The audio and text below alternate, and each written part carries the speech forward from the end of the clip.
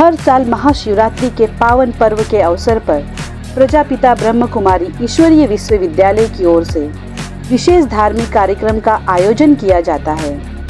इस बार भी मुंबई में ब्रह्म कुमारी की जोगेश्वरी सेंटर द्वारा इस कार्यक्रम में भव्य शोभा यात्रा के माध्यम से शिव के परम प्रेम को मनाया गया, जहां सैकड़ों ब्रह्म कुमारियों द्वारा सजाई गई विविध शिवलिंग की झांकियां लोगों के लिए आकर्षण का केंद्र बनी रही। ब्रह्म कुमारी ईश्वरीय विश्वविद्यालय के जोगेश्वरी सेंटर प्रमुख मीना देवी ने कहा, महाशिवरात्रि हमें ईश्वर के अनंत प्रेम और शक्ति के साथ जोड़ने का अवसर प्रदान करती है।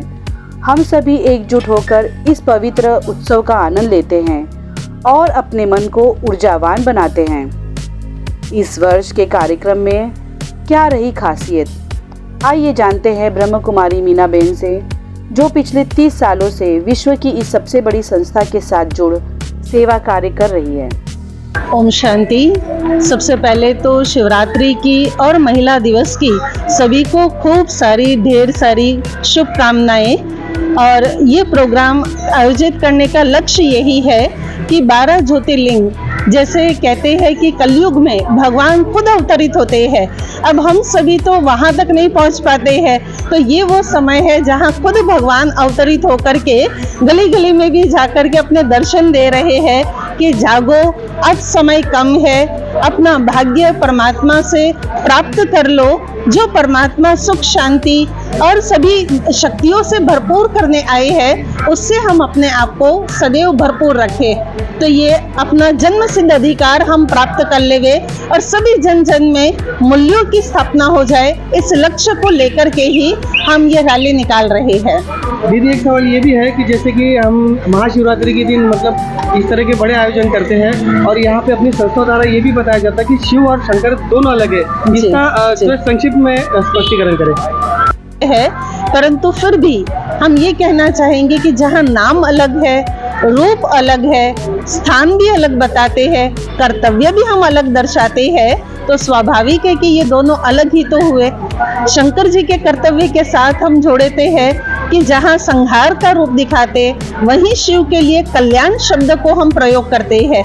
तो कर्तव्य भी अलग है, नाम के अर्थ भी अलग है, तो निवास स्थान भी अलग है। एक सूक्ष्म लोक निवासी बताते तो एक परलोक निवासी बताते हैं। जी, अंतिम सवाल ये है दीदी कि आज के कार्यक्रम में रैली में आज लोगों को क्या और संदेश आप देना चाह रहे हैं, क्या दिखाना चाह रहे हैं इस रैली के माध्यम से, किस तरह की जागरूकता? हम रैली के माध्यम से ये दिखाना चाहते हैं कि कैसे हम सभी अपनी आत्मिक स्थिति बनाते हुए अपने जीवन में इस कलयुग में रहते हुए भी राजयोग का अभ्यास करते हुए सुख शांति को जीवन में कैसे ला सकते हैं।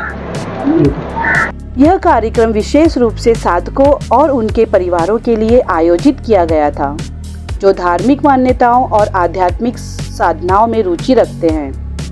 ध्यान और भजनों के माध्यम से भाग्यशाली भागीदारों को एक उच्च स्तर की आत्म संयम और शांति का अनुभव कराने का मौका मिला। इस अद्भुत कार्यक्रम के माध्यम से ब्रह्म कुमारी ईश्वरीय विश्वविद्यालय ने धार्मिक समर्थन और मानसिक आश्रम की प्राप्ति को बढ़ावा दिया। इस समय जब समाज में तनाव और चिंता का स्तर बढ़ रहा है, ऐसे सांस्कृतिक आयोजनों को आयोजन लोगों को ध्यान और सांत्वना को अद्वितीय अनुभूति कराता है।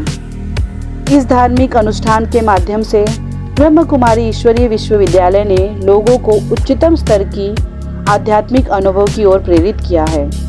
इस पवित्र उत्सव के अवसर पर हम सभी को एकजुट होकर शिव के अनंत आशीर्वाद का आनंद लेने का अवसर मिला।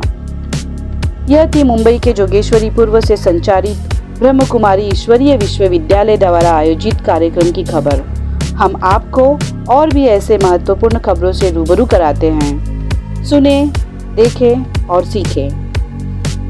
न्यूज़ रिपोर्ट कंचन यादव की खबर, मुंबई।